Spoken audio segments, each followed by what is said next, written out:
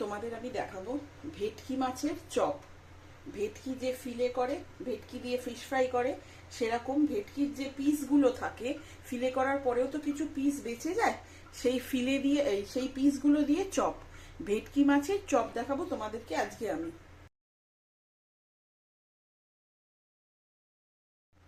তার জন্য আমার লাগবে হচ্ছে প্রথমেই ভেটকি মাছ। দেখো আমি বয়েল করে রেখেছি।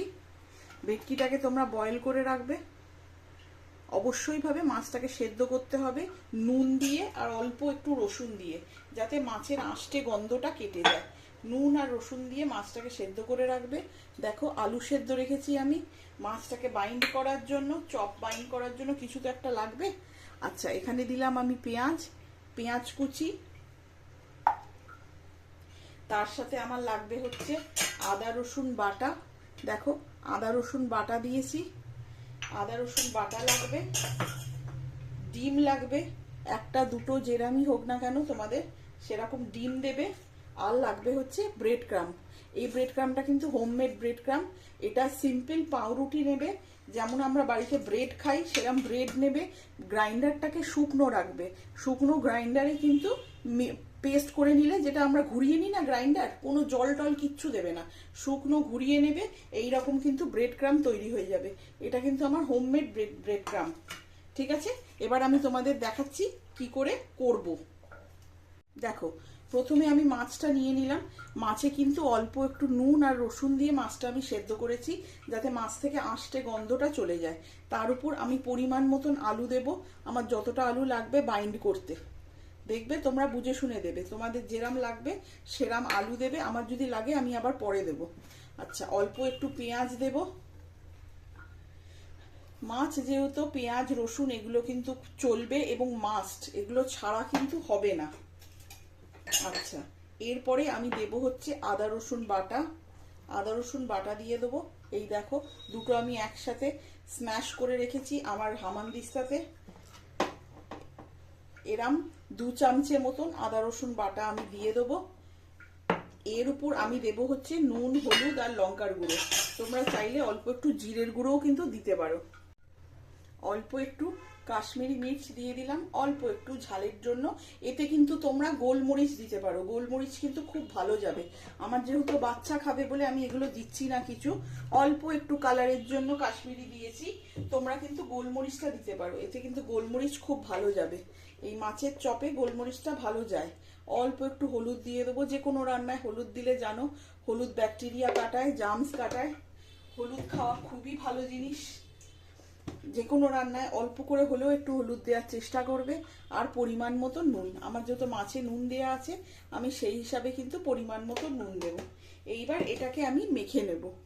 দেখো আমি কিন্তু এটাকে মেখে নিয়েছি। আদা রসুন পেঁয়াজ নুন হলুদ আর অল্প একটু শুকনো লঙ্কা গুঁড়ো দিয়ে, শুকনো লঙ্কা বলতে কাশ্মীরি মির্চ দিয়ে মেখে নিয়েছি। তোমরা চাইলে কিন্তু এতে গোলমরিচ দিতে পারো, গোলমরিচটা ভালো যাবে। আচ্ছা, এটা আমার হয়ে গেছে মাখা। এবার আমি ডিমটাকে ফেটিয়ে নেব। ডিম আমার লাগবে এটাকে বাইন্ড করার জন্য। এটা হচ্ছে ব্যাটার। ডিম ফেটানোটা, এতে তোমরা একটু দুধ দিতে পারো। বাড়িতে ডিম যদি কম থাকে বা অনেকে ডিম খুব একটা প্রেফার করো না, তারা কিন্তু ডিমের সাথে দুধ দেবে। শুধু দুধ দিলে কিন্তু হবে না, তারা কিন্তু ডিমের সাথে দুধ দিতে পারো। এবার আমি তোমাদের দেখাচ্ছি বানিয়ে কিভাবে বানাবে। এ দেখো আমি এরকম একটা বল বানিয়ে নিয়েছি। এই বলটা ডিমে ডোবাবে, ডিমের একটা কোটিং দেবে, তারপরে কিন্তু ব্রেড ক্রামে দিয়ে দেবে। অল্প ব্রেড ক্রাম কিন্তু মারাত্মকভাবে মাখাবে না, অল্প অল্প মাখাবে আর সাইড করে রাখবে।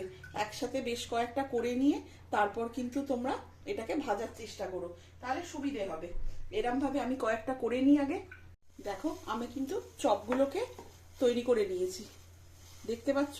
এ দেখো আমি কিন্তু চপগুলোকে একটা শেপ দিয়ে তৈরি করে নিয়েছি। এবার এগুলোকে আমি ফ্রাই করব। আমি প্রত্যেকটা চপকে একটা সুন্দর শেপ দিয়ে কিন্তু তৈরি করে নিয়েছি। এইবার দেখো শুধু ফ্রাই করা বাকি, কিচ্ছু না। ডিমে ডুবিয়ে জাস্ট এই ব্রেড ক্রামে একটুখানি রোল করে নেবে, তাহলেই কিন্তু হয়ে যাবে। এবার আমি ফ্রাই করার সময় তোমাদের দেখাচ্ছি।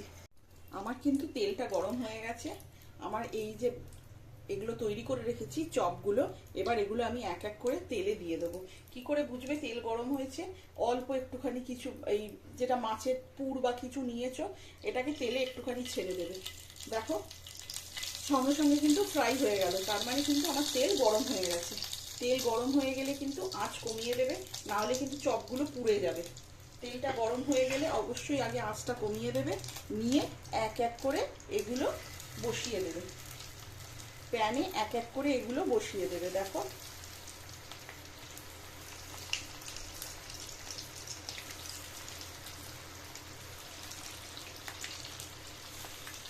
এইভাবে সুন্দর করে বসিয়ে এপিট ওপিট করে ফ্রাই করে দেবে।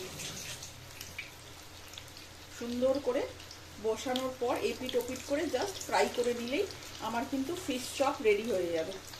দেখতে পাচ্ছ কম আঁচে ফ্রাই করবে, তাহলে কিন্তু ভেতর অবধি ফ্রাইড হবে। যেহেতু মাছটা সেদ্ধ করা, বেশি সময় লাগবে না, কিন্তু কম আঁচে করার চেষ্টা করবে, তাহলে কিন্তু ভেতর অবধি ফ্রাইড হবে। দেখো আমার কিন্তু ভাজা হয়ে গেছে, আমি এক এক করে সবকটা তুলে নিচ্ছি। আমার কিন্তু সবকটা ভাজা হয়ে গেছে, দেখতে পাচ্ছ। এবার আমি এক এক করে সবকটা তুলে দিলাম। একটাও কিন্তু আমার ছাড়েনি, আমার তেল দেখেই বুঝতে পারছো। তেলটা কিন্তু পরিষ্কার, দেখো তাতেই বোঝা যাচ্ছে কিন্তু আমার একটা চপও কিন্তু ভেঙে যায়নি। এবার আমি গ্যাসটা অফ করে তোমাদের দেখাচ্ছি কি কিরকম এসে দাঁড়ালো।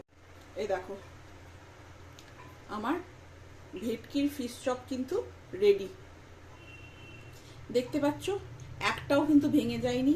আমি কিন্তু এক্সট্রা কোনো বাইন্ডিং প্রোডাক্ট দিইনি, কিন্তু আমি কিন্তু এক্সট্রা কোনো বাইন্ডিং প্রোডাক্ট দিইনি। মানে যেমন ধরো ময়দা, আটা, বেসন, কর্নফ্লাওয়ার, আমি কিন্তু সেসব কিচ্ছু দিইনি। শুধু আলু, আমার শুধু আলু ছিল কিন্তু বাইন্ডিং প্রোডাক্টের মধ্যে। দেখো কি সুন্দর প্রত্যেকটা হয়েছে, একটাও কিন্তু ভাঙেনি। দেখতে পাচ্ছ একটাও কিন্তু ভেঙে যায়নি। আমার আজকের জন্য এই রেসিপিটাই তোমাদের কাছে রইল, ভেটকির চপ, মানে ভেটকি ফিশ চপ যেটাকে বলে। আমরা তো ফিলে বানিয়ে আনি ধরো, তারপরে তো ভেটকির অনেকটা পোর্শন বেঁচে যায়, সেটা আমরা ঝোল করি। আমি আগের দিন একবার আদা জিরে দিয়ে গরম মশলা দিয়ে ঝোল দেখিয়েছি, আজকে তোমাদেরকে চপটা দেখালাম, যাতে একটা মাছের অনেকগুলো আইটেম তোমরা বানাতে পারো। আমি জানি তোমরা অনেকেই জানো এইটা কিভাবে করতে হয়, বাট আজকে আমি আমার তরফ থেকে দেখালাম তোমাদের জন্য। আজকে এই রেসিপিটাই রইল, পরের দিন আসবো আবার নতুন একটা কোনো রেসিপি নিয়ে। আজকের জন্য চললাম তাহলে, থ্যাংক ইউ ভেরি মাচ।